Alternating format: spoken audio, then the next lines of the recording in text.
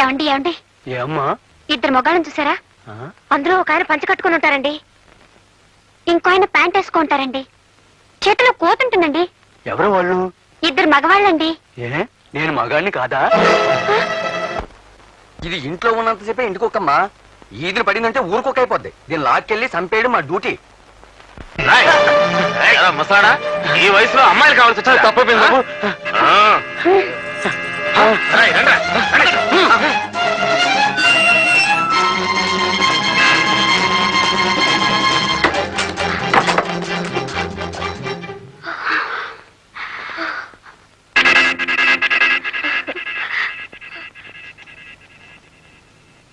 ఏమండి మమ్మల్ని రక్షించండి, రౌడీలు మమ్మల్ని తరుముకొస్తున్నారు.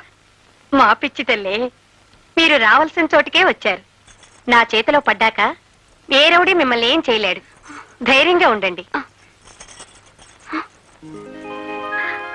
ఏ శకుంతల,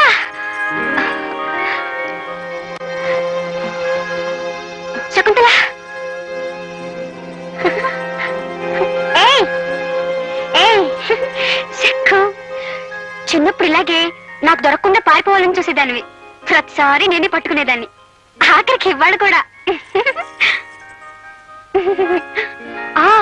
అన్నట్టు నీకోసం మేమిద్దరం ఎంత వెతికామో తెలుసా? పట్నం వచ్చి ఎన్ని కష్టాలు పడిపోయావనుకున్నావు, ఆఖరికి ఇక్కడున్నావు అన్నమాట. ముగ్గురు రౌడీ వెధవలు సరోజిని చంపేశారు, ఇప్పుడు మా వెంట కూడా పడ్డారు.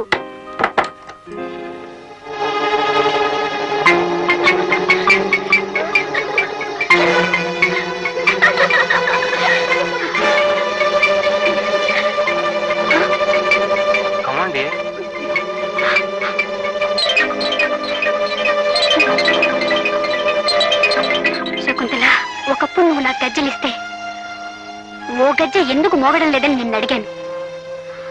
అందరూ ఎందుకు నవ్వడం లేదని నువ్వు నన్ను అడిగావు.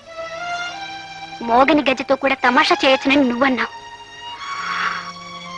నువ్వు చేస్తున్న తమాషా ఇదేనన్నమాట. శకుంతల, నీ దర్జా చూసి నువ్వేదో మహారాణిలా బతుకుతున్నావు అనుకున్నాను.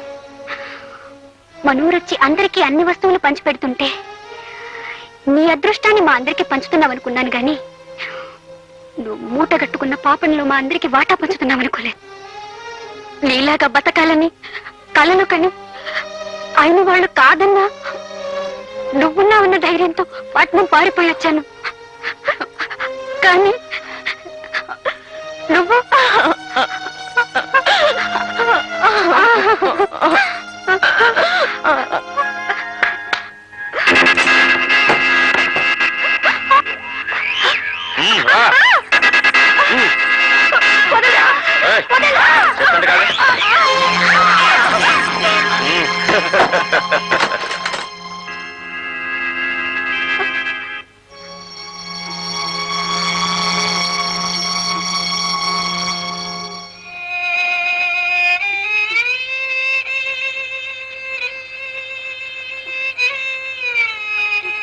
లలిత,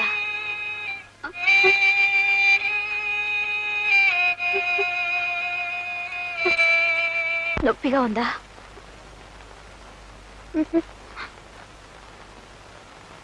నాకు నొప్పిగా లేదు.